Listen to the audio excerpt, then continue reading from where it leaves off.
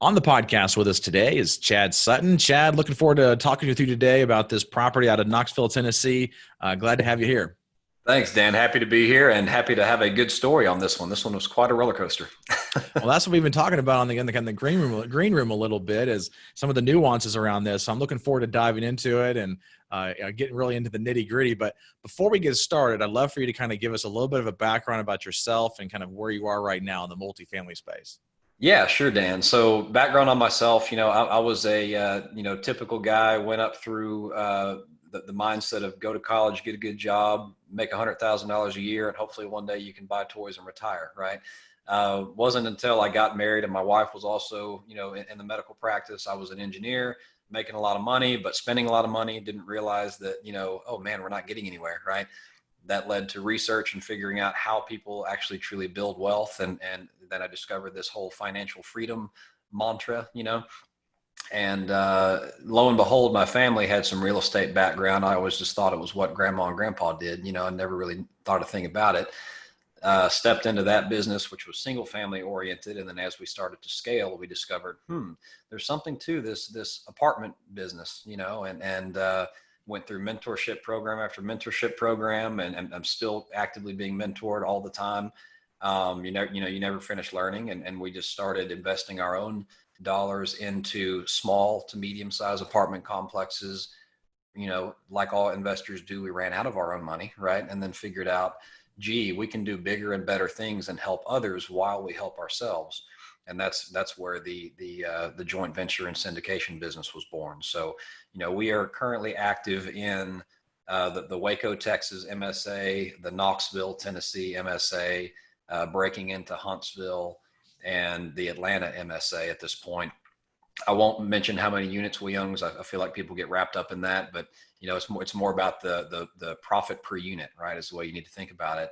And we don't own a lot of units, but the profit per unit is really what we try to focus on. So we do focus on the smaller buildings, Dan, just because we have run into friction and trouble competing for those institutional assets, and we just discovered, gee, we're already really good at scattered site management. So we'll go buy a couple of 20-unit buildings in an area and put them together. And before you know it, you've got, 102 where you can, run an office out of one of them and treat it like a big one. So that's kind of where we are in our career. Well, I'd like to back up for just a moment because I don't want to gloss over this too quickly. One of the things, and it doesn't really have anything to do with what we're talking about with this property, but you mentioned something about, you grew up and you just thought like your grandparents that's just what they did. They did real estate, right? Well, thinking back to that, I look at that and I go, if I feel like I would have failed my grandkids or failed my children if I didn't teach them about what I was doing in real estate. So, and I'm sure you've probably thought about this, Chad. I'm not going to freak you out on this thing and to put you on the spot or anything, but for one, I'm pretty sure you have thought about this, but what are some things that you are doing right now to make sure that continues to go on and that it doesn't skip a generation? Yeah. And, I have to hand it to my grandparents because they were always such teachers, right? And their children, who are my mother and her sister, right, my aunt, they are my business partners in one of the companies that we have. And, they didn't get started into this until later in life either, right? It was after, my grandfather passed away that they stepped in and started helping, run the business. And they were also, entrepreneurs and corporate awesomes through their career. My grandparents were. And so that I learned that from them. I learned that to have nice things, this is what you had to go do. They got into real estate later in life and then subsequently started to bestow that upon us. So for my entire family, it was a later in life thing, even though it's been the last 20 years, right? It was later in life for them. So what am I doing to bestow this upon my daughter? I mean, I have a 2-year-old right now, and I ask that question every day, because as a parent, the only thing you really want in life is for them to start off better than you did, right? And so I haven't quite figured it all out yet. And I know that my friends at Jake and Gino have just released a youth academy that kind of helps prepare parents for how to talk about money and finances and insurance and all those things that a kid needs to know. But I'm really hoping to start instilling those lessons early on, through games and fun talks and things like that, just to where, like, if nothing else, if by the time she's, let's say 12, if she understands the concept of working for money and making money work for you, and maybe I can involve her in one of the buildings that I own somehow and take her with me and just kind of show her how it works. I mean, it doesn't have to be real estate, Dan, right? It can be any other method of how do you take your income you trade time for and turn it into passive income so that you can have freedom of time, freedom of passion, and freedom of mobility, right? And one of my business partners, who is also a great mentor of mine, his name's Maurice Philogene. He's on many podcasts talking about this. He is unapologetically dedicated to the exceptional life and to having freedom of time, passion, and mobility. And, I think that's really what this buys you. So it's not really about how do I get my kid into the business, right? Because I could care less if she likes real estate, maybe it's something else. But if she figures out how to stop trading time for money, she will truly be free. And then you're free to give as you want. You're free to travel as you want. You're free to be the person you want to be and not locked onto that corporate schedule. So yeah, I'm sorry, soapbox there, Dan. No, that was good, Chad. I appreciate that. And, one of the things that our group does, I know you've seen some of our newsletters that we send out. One of the things that we purposely do is inside of our printed newsletter that we mail to our investors on a monthly basis is we try to, oh, there it is. You got it on the screen there. We try to include some stuff to involve the children, right? So, our younger children, we have a coloring sheet inside of it so they can start to color things and start to ask questions about what am I coloring or whatever. Yeah. But then even on the back of each one of our newsletters, we have a word search. And in that word search are all the words, not all the words, but they're words from the prior newsletter, which I don't know how many of our investors actually know that, but it's actually words from the prior newsletter. So we find the words for the word search from the prior newsletter. And I've had investors call me up and said, that's just like, it has been great because I've had my 10-year-old go do the word search and they come to me and say, hey, what's cash flow? What does it mean to be passive? What is an asset? What's a liability? And so They start to have these conversations that they wouldn't normally have an opportunity to be able to just like go to their daughter or their son and say, hey, do you want to know what a liability is? And it just doesn't have, we don't really have a lot of those organic conversations. But let's get back to the topic here, because I know a lot of investors really want to know about this deal. So Chad found this deal probably in the fall of last year, I'm assuming. Is that correct? Yeah. So the story there, my other business partner, we are five in Quattro Capital. So basically, my partner Erin, I love this woman. She is so energetic and basically, she's on to the next thing before I can finish the thing that we're on, right? So we are closing a property in Knoxville. It was our first one in that market. And as we're going in town to do that, she's got us walking units on 4 other properties. And we actually went under contract before we closed on this one. So this was a funny thing, Dan. She was just looking on LoopNet to find what brokers are moving and shaking in the area, and found a certain property on there that was about a 35 unit property, nothing big and sexy, right? But come to find out, the gentleman who had posted it was he was an investor and owned probably half of Knoxville at one time in his life, was also a broker. So he lists his own stuff. Come to find out, as she started asking more questions, hey, this is a little small for us. What else do you have? The guy had, 300 or 400 other units that he was open to getting rid of. So it just goes to show, when you keep asking that open-ended question, you say, hey, this is great, but what else do you have? You start to get that, I call it deal vomit, right? Where things just start showing up, and we kind of got to pick and choose the ones we wanted, put them together, and actually one fell off while we were in contract because it just didn't make financial sense on its own. But that's how we cobbled it together, just asking questions of this gentleman that we met.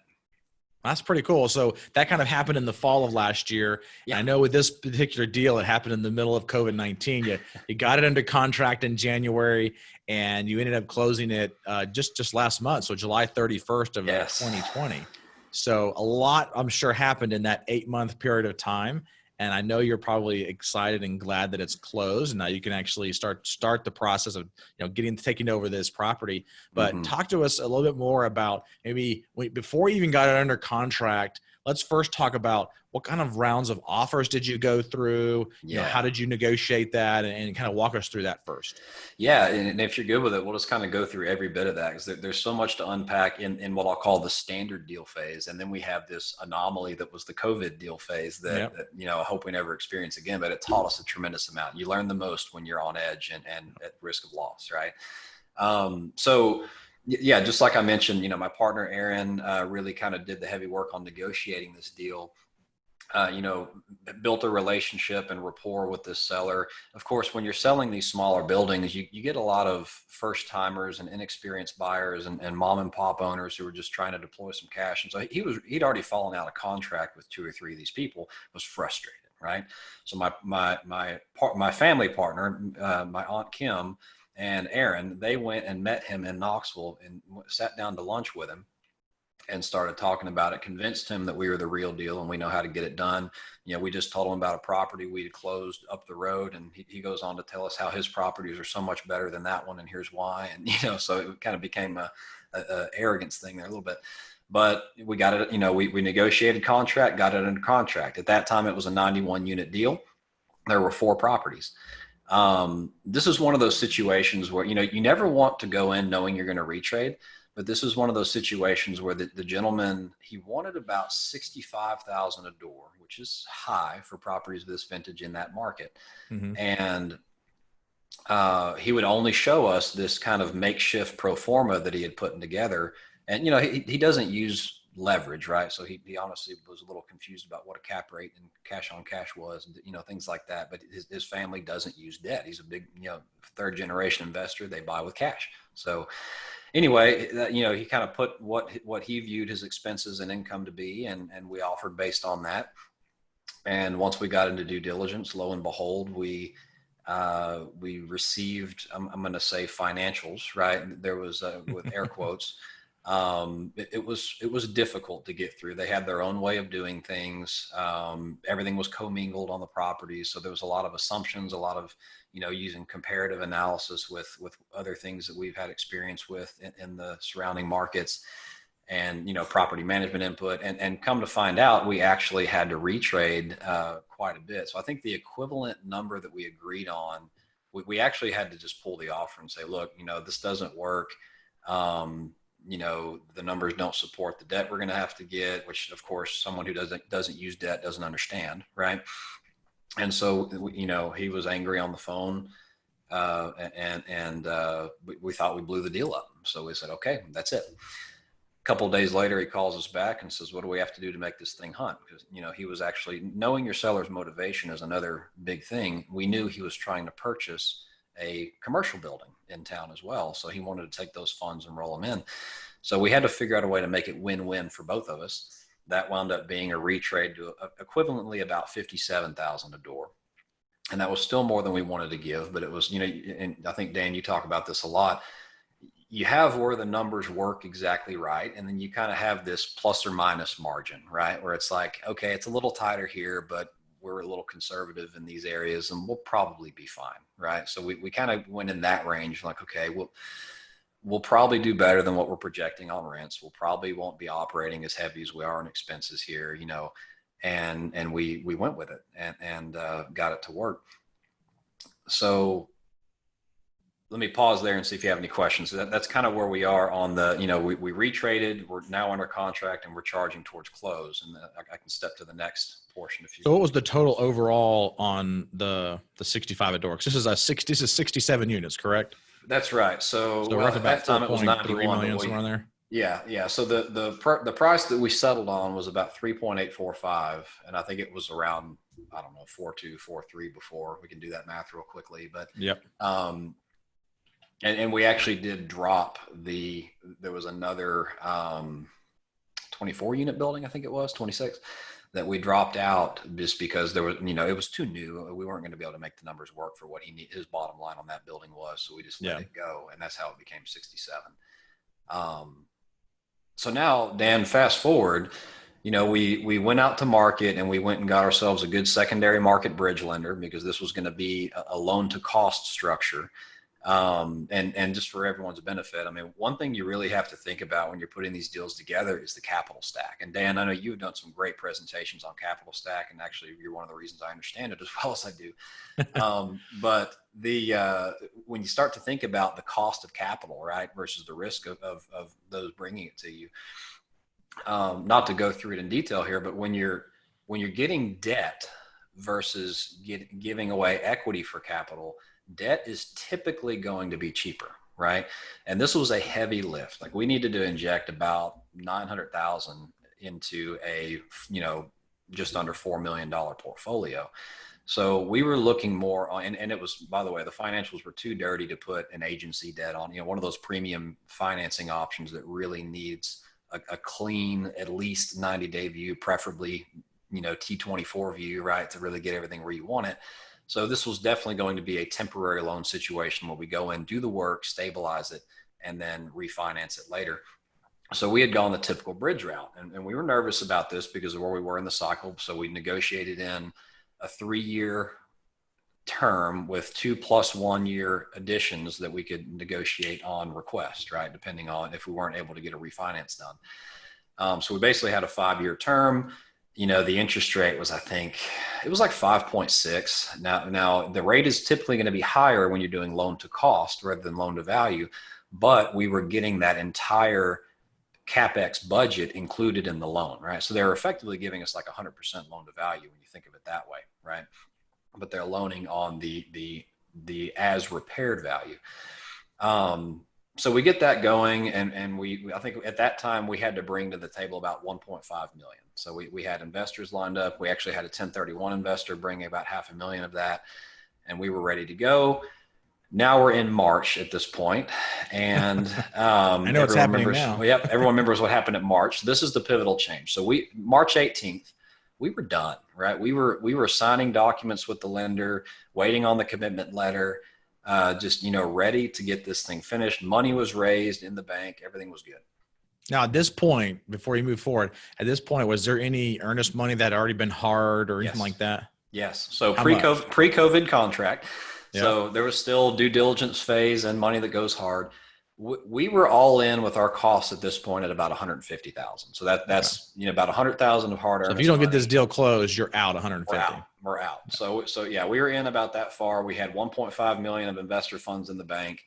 So it was about 50,000 of like just cost of doing business, right? 35,000 to a lender to get those things started, and 100,000 hard money roughly. So yeah, that's where we were. And we thought we were golden. We were almost there, just 12 days from closing. The target date was March 30th.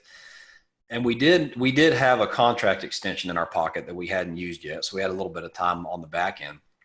Well, March 18th comes around, and everyone who remembers that fateful day, the stock market had the biggest loss since the Great Recession. And then subsequently, the debt market started to seize up because no one knew if people were going to be able to pay rent with massive unemployment coming. Right.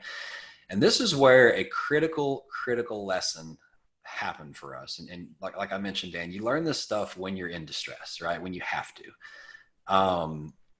We always just kind of thought a lender was a lender, right? I mean, if they agreed to give us a loan, it was good.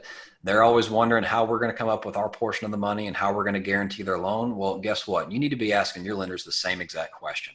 How are you going to guarantee you can fund this thing? Where are your funds coming from? And here's why. So when I keep saying the term secondary market lenders, I mean, you have portfolio lenders like a life company or some small banks, depending on the loan size, where they're going to make a loan, they're going to keep it on your books, and they're going to treat that loan as an asset. And every payment you make to them, like they basically give you money and they created an income producing asset in that loan. You're going to pay that bank money and it's going to help their balance sheet. Well, secondary market lenders, they will originate, call it $50 million of loans, package them up, and they'll go sell it on, just like there's a stock market, there's a debt market, right? And like CMBS type things, and so that's what this lender was doing. Well, when March 18th happened, all of a sudden they could no longer hit their margin calls on loans that they had in the market, which means they couldn't pay their investors. That's a problem. And they also no longer knew, well, gee, I don't know what the rates are doing. I don't know what to sell this loan for, so they just said, you know what? We're going to protect our business, drop all loans that we're doing across the country, and stop. And they were so gracious, Dan, they even, of the $35,000 check I wrote them to get started, they said, here's the $7,500 we haven't already spent. Good luck, So yeah, it was fun times. And this was 12 days from closing. So having never been through this before, we, of course, we take action. We're not going to stop and roll over. We're not quitting, right? We go after every single mortgage broker, lender. We probably talked to 500 lenders over 20 16-hour days, right? trying to resurrect this thing. And if you can envision the cartoon of a boulder rolling down a hill and picking up speed, every day we talked to 3 new lenders, get them on board. The next day they'd stop lending. That happened every single day for about the next 2 weeks. Wow. And then the only lenders that were left were, I'm going to call them predatory lenders, you know, the ones that will come in and close in a week, charge you 4 points and 12% interest, and you better not miss a payment or they'll take that property from you, right? So it became very reckless because not many deals will work with those numbers, or they'll be very slim. Yeah. So it was a gut check time, Dan, of like, gee, do we just need to take a loss and preserve our investors' capital? Like, it was fiscally irresponsible to do a deal with those terms and be that close to the line and put our investors' capital at risk, right? So we had made the decision. This was on about the 20th day. Like, okay, this is it. Tomorrow we're going to make 5 more phone calls each. Anyone you had, like, leave no stone unturned. And if not, we're going to just take at this point, we were at a $200,000 loss because we had to put up some more earnest money for a contract extension, right? Another $50K. So it was going to be a $200,000 loss that shared amongst our team, and we'll just live to fight another day, right? It wouldn't have crushed us, but it would have hurt pretty bad, you know? Well, I'm happy to say, on the never quit mentality, on the last day, the 5th call that I made was to a woman who I thought was another bridge lender. Turned out she was a CDFI lender. And that's a term everyone here should look up. It's CDFI, Community Direct Financial Institution. They vary state by state, and they actually will make subprime loans to affordable or workforce housing projects like this. So that's a whole nother lesson we can go into, Dan. I won't get into it detailed here, but it's a very interesting lending option. Well, long story short, we started working with them and found that there were better terms than we started with. We were going to have to bring less money to the table because by the way, we lost our 1031 investor because we could no longer hit his need date, right? So there's $500,000 gone. So we wound up getting into this deal with about $1 million down instead of 1.5, a 4.25% interest rate, a 30-year AM, 100% loan to cost, or a rehab budget included in the loan to cost structure, and 2 years of interest only.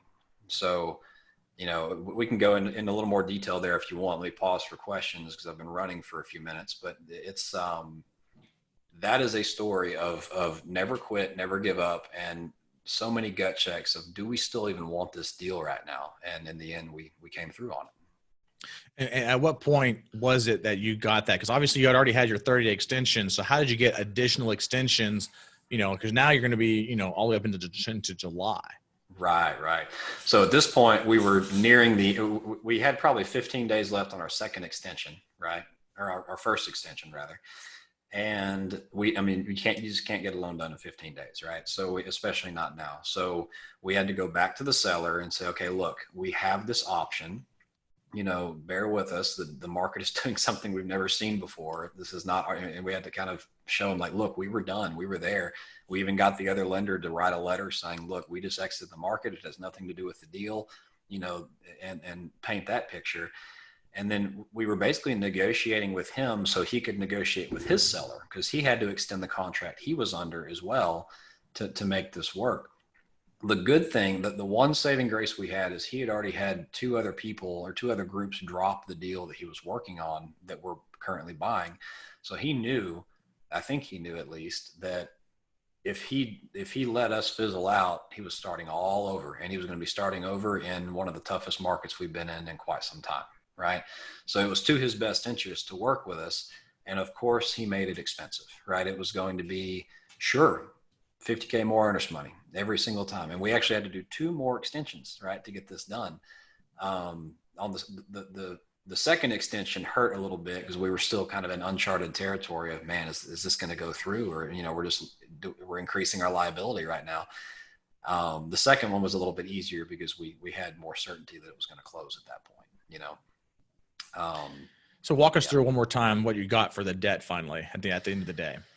Yeah. So the debt was a dream. It was honestly a dream come true for this project. So CDFI loan, 4.25% fixed interest rate for 10 years, 2 years of interest only during the rehab period, We had asked for just shy of 900,000 in rehab budget, which was things to fix foundation issues, plumbing, electrical, not plumbing, electrical, stab lock breaker type things, and then unit interiors.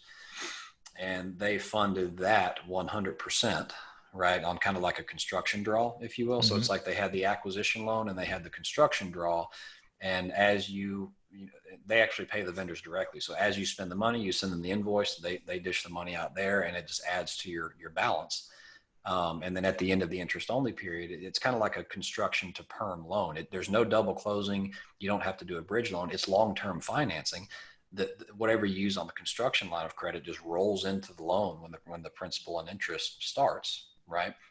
And then you go into your amortization period. Are they starting to charge you interest on the money that you have not drawn down yet, or only as you draw it down? This was unique, and that's a great question. Usually that's the case, because usually those funds are earmarked on whatever company's balance sheet, and so they're charging you interest from day one, whether you've used it or not.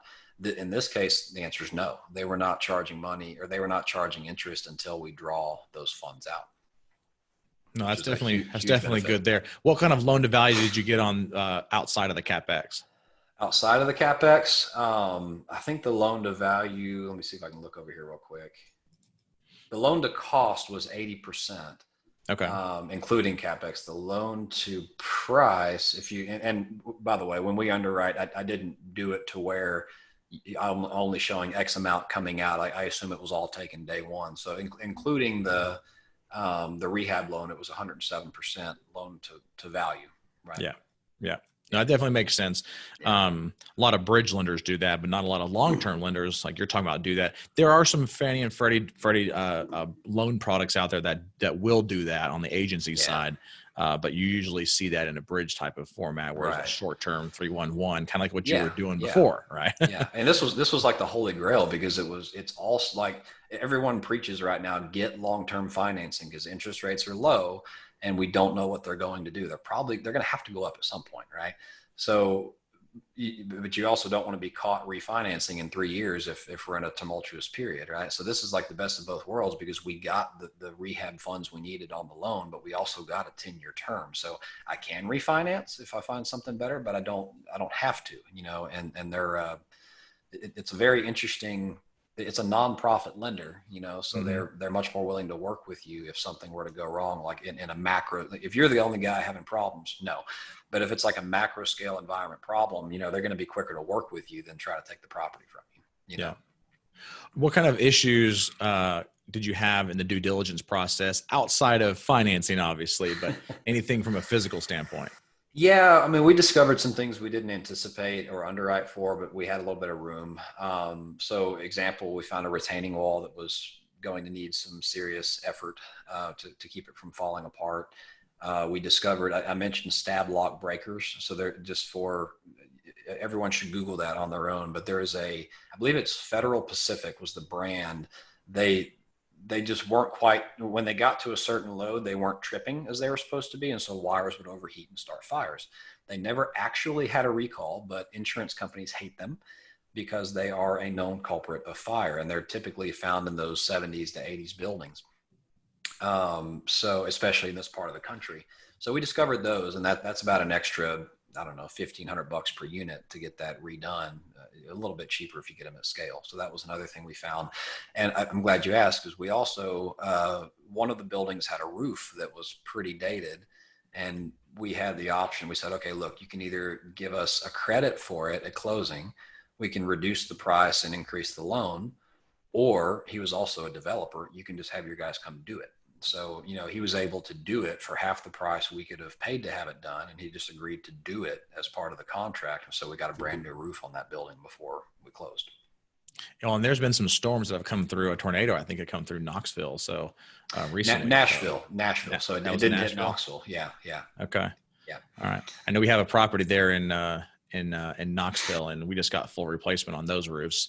Maybe it wasn't that tornado that was recent. It was another one prior to that, but we get a lot of weather in this part of the country, and it's somewhere between a hailstorm and a windstorm is what will rip those asphalt roofs off here. And so it's pretty common to get it replaced.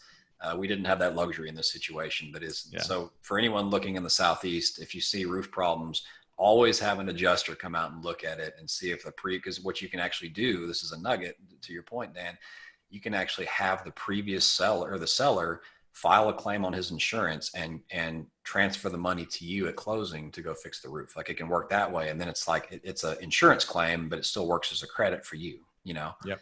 So that's I can assign those benefits over to the new buyer. Right. That's a very good point. And even if you're not using that same insurance company, you can they can still, as long as the loss occurred during that policy period and it was claimed before you cancel that policy, then they can go back and do it. Yeah. Yeah. Don't try to get your new insurance company to cover it, because then they're just going to say, sorry, it was already there. No, absolutely not. So how did you structure this with investors? It sounded like you had obviously did did you do a JV or a syndication on this one? It sounded like it was a JV, wasn't it? This one's a JV. Okay. So I struggle saying dollar value for JV, but it does typically work out that below 5 million works well for these. And that's simply because, we are blessed to know several very savvy real estate investors who like to come together and do big things, right? So, the key difference is people who are in a JV have to have, they need to have voting rights. They need to be active. That they can't be a truly passive limited partner, right? And we're fortunate to have people who want to play in that way. So we had everyone brought a little cash, including us. And we have an insurance expert on the team. We have some habitual multifamily owners. We have a construction guy, so there's a lot of value there. Now our team is kind of the managing members, if you will. So instead of general partner and limited partner, we call it members and managing members, right? We're all members of the same level, but a couple of us are like the board member managers who do the day-to-day, right? So we structured it as for a syndication, we don't do preferred return. It's everyone's in it together. So we just do a simple straight equity split. This was a 70-30. So my team is, owns 30% of the project. The other members own the equivalent of 70%. And that was just kind of for us what made the numbers work to hit the return structures we wanted to hit for everybody. And it was, simple as that. So will likely be a 5 to 7 year hold, depending on what unfolds in the next couple of years. But we, just like everyone is taught, we wrote it very conservatively, and there is possibility that we could do a cash out refinance in year 3.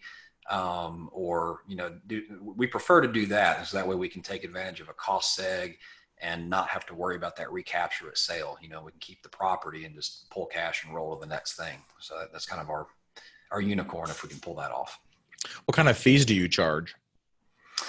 So it depends. If it's a true syndication where we are doing all of the work, if the deal supports it, we will charge a 2 to 3% organization fee on the front end, and a 1 to 2% of gross collected income asset management fee.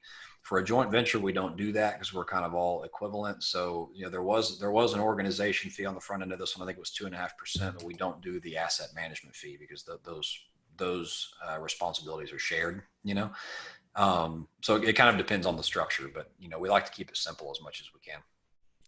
So we're coming down towards the end here, but I was just running some of the numbers from earlier, and looks like you had just over 13,000 a door in renovations. Obviously, some of that's probably exterior and some of it's interior, but you mentioned some of the exterior stuff that you're going to have to do as far as the retaining wall and a few things like that.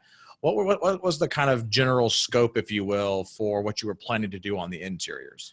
Yeah, so the interiors is between a $7,000 and $8,000 turn, and really what I tell people is, like, you have 3 different buckets, right? If it's just going to be, paint, light fixtures, maybe a toilet, there's some of those, maybe some countertops, you're probably in that $3,000 range. If you're going to do flooring and appliances, you're probably in that 5 to 6 range. And once you get into cabinets, you might as well just tack on $2,500 more roughly, So this is a situation where the cabinets were very dated, there's just no saving them. Some of them had water damage from leaky plumbing over the years. So this is going to be a full flooring, full repaint, full cabinets, new appliances, and new fixtures redo. So this is pretty much everything in there short of tearing out the drywall, right? Mm-hmm. And I also mentioned that we have, the breaker issue to contend with. So that's between a $7,000 and $8,000 turn is what we've got it figured at. But they will be completely different units inside. I mean, we're talking like the Sherwin-Williams repost gray look with white trim, white cabinets to kind of make the kitchens look a little bit bigger. We like LVP, the not the vinyl sheet, but the plank, you know, it just, you get more longevity out of it. So if we're spending this much money now, let's go ahead and do it right, you know, and get a little more out of that. And, you know, we will, where it makes sense, pay for low flow fixtures and things like that, where the meters are on us and we're billing back. I think that covers everything, but pretty much everything there is to do inside.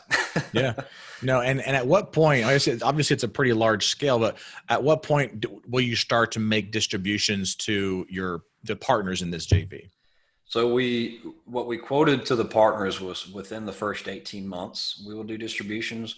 We are thinking that if not first quarter, second quarter, we'll be able to start distributing. And that's basically just because of how the cookies fell in terms of liquidity and how much money was distributed on the loan at closing and things like that. So we feel we're in a pretty cash heavy position on this project, which is totally where you want to be going into something like this. But you know, we're in the takeover phase. First 90 days are critical. And you know, 2 of these properties need full exterior paint and new signage and complete rebrand, right? So there's going to be a little bit of turnover there in the beginning.